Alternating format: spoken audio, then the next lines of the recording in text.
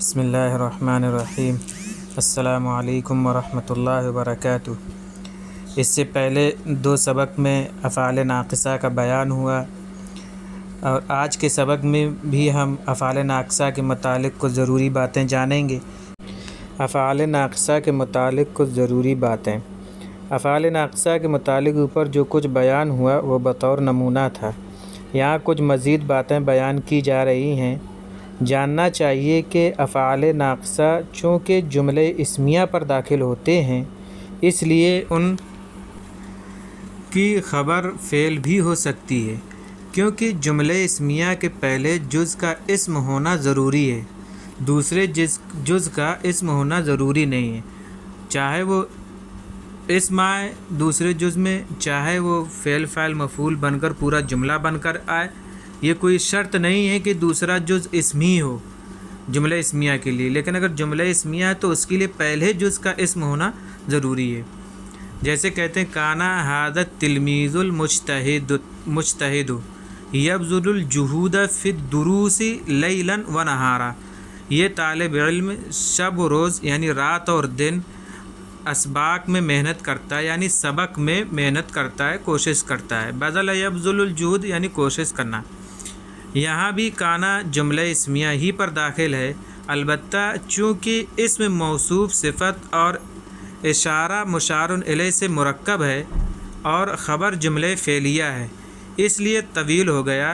اس جملے کی ترکیب اس طور پر ہوگی، اس طرح کی جائے گی کہ کانا فعل ناقص، ھذا اسم اشارہ، تلمیذ موصوف، المجتہد صفت، موصوف اپنی صفت سے مل کر مشار الیہ، اسم اشارہ اپنے مشار الیہ سے مل کر کانا کا اسم، یبذل فعل بفاعل، یبذل میں جو فاعل ضمیر ہے وہ ہوا ہے جو مجتہد الطالب المجتہد کی طرف لوٹ رہی ہے، تو الجہود مفعول بہ، فی حرف جار، دروس مجرور، جار اپنے مجرور سے مل کر متعلق ہوا یبذل فعل کے، لیلاً معطوف علیہ، واو حرف عطف، نہاراً معطوف علیہ اپنے معطوف سے مل کر مفعول فی، فعل اپنے فاعل مفعول بہ مفعول فیہ اور متعلق سے مل کر جملہ فعلیہ خبریہ ہو کر خبر ہوا۔ کانا فعل ناقص کی، کانا فعل ناقص اپنے اسم و خبر سے مل کر جملہ فعلیہ خبریہ ہوا۔ یہ ترکیب اس طریقے سے کی جائے گی۔ دوسری بات افعال ناقصہ کے سلسلے میں یہ ہے کہ جن افعال ناقصہ کا فعل مضارع آتا ہے وہ افعال ناقصہ ہی کے طور پر مضارع میں بھی استعمال ہوتے ہیں، یعنی فعل مضارع میں بھی ان کا عمل وہی ہوتا ہے۔ جیسے یکون ھذا التلمیذ الذکی عالما جلیل الشان، یہ ہوشیار طالب علم جلیل القدر عالم بنے گا۔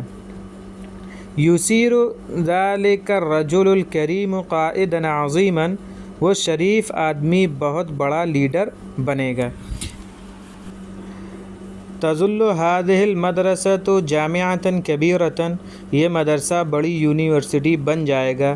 لا تزال دار العلوم تقوم بخدمات دین من فجرها الاول، دارالعلوم اپنے آغاز ہی سے مسلسل دین کی خدمت انجام دے رہا ہے۔ یہ تو وہ افعال ہیں جو کثیر الاستعمال ہیں، ورنہ اور بھی افعال ہیں جن کا فعل مضارع آتا ہے، جن کی تفصیل نحو کی کتابوں میں موجود ہے۔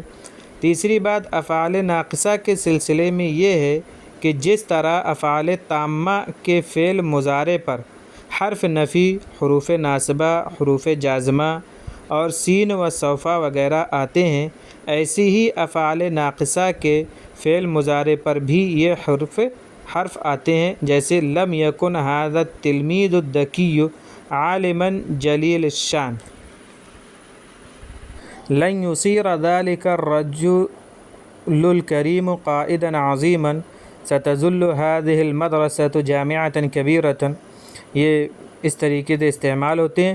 چوتھی بات افعال ناقصہ کے سلسلے میں یہ ہے کہ اگر ان افعال ناقصہ کا اسم ظاہر نہ ہو بلکہ اسم ضمیر ہو تو فعل فاعل کے مطابق ہوگا، جیسا کہ یہ قاعدہ افعال تامہ میں جاری ہے۔ مثلاً ہذان التلمیذان کانا واقفین امام الفصل، تو یہاں کانا جو ہے ہذان التلمیذان تثنیہ ہے، اس وجہ سے کانا کو بھی تثنیہ استعمال کیا گیا ہے۔ یہ دونوں طالب علم درسگاہ کے سامنے کھڑے تھے۔ ہؤلاء الطلاب کانوا جالسین فی الفصل، یہاں دیکھیے کانوا استعمال کیا ہے کیونکہ ہؤلاء الطلاب یہ جمع ہے، یہ طلبہ درسگاہ میں بیٹھے تھے۔ البنت کانت جالسۃ علی السریر، تو یہاں بھی بنت مؤنث ہے، واحد ہے تو کانت کا استعمال کیا ہے۔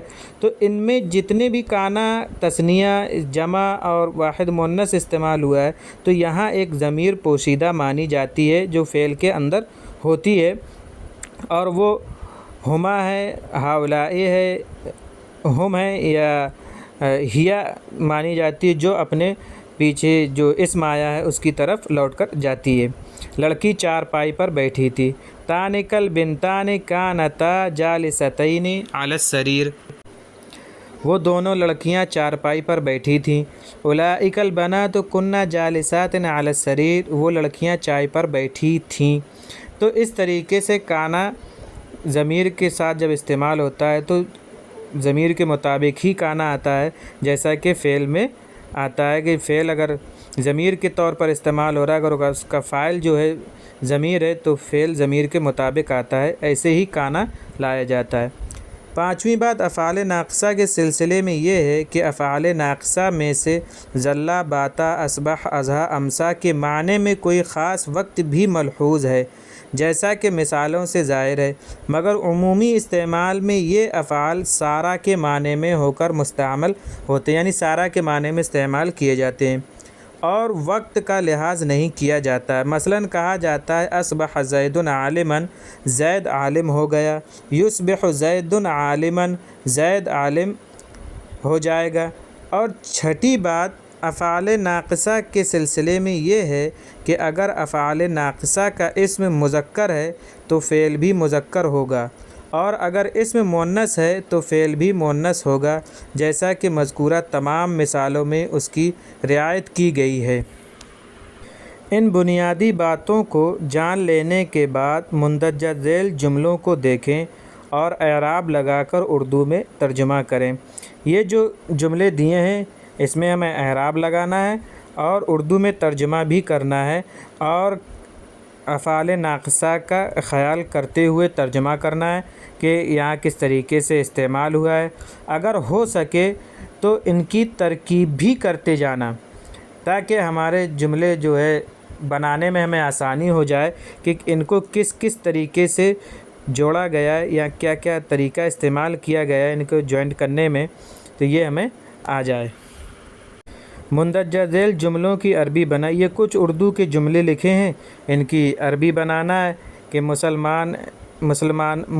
مسلمانان ہند گزشتہ سال کئی مسائل سے دوچار تھے، اور یہ سنجیدہ طالب علم زمانۂ طالب علمی میں بھی شریر نہیں تھا۔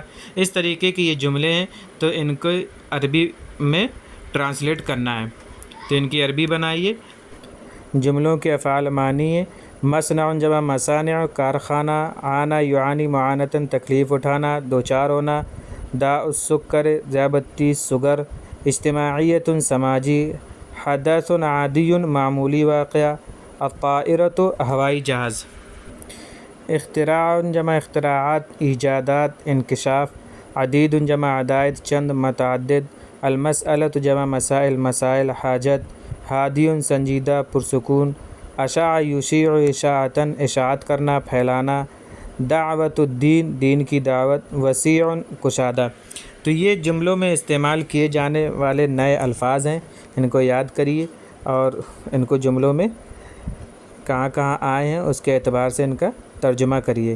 امید ہے کہ آپ کو افعال ناقصہ کی بحث سمجھ میں آ گئی ہوگی، اور جنہوں نے ابھی تک ہمارا یوٹیوب چینل سبسکرائب نہیں کیا ہے تو وہ سبسکرائب کر لیں اور بیل آئیکن پریس کر لیں تاکہ ہمارے تمام ویڈیوز آپ کو ایک کے بعد ایک ملتے رہیں۔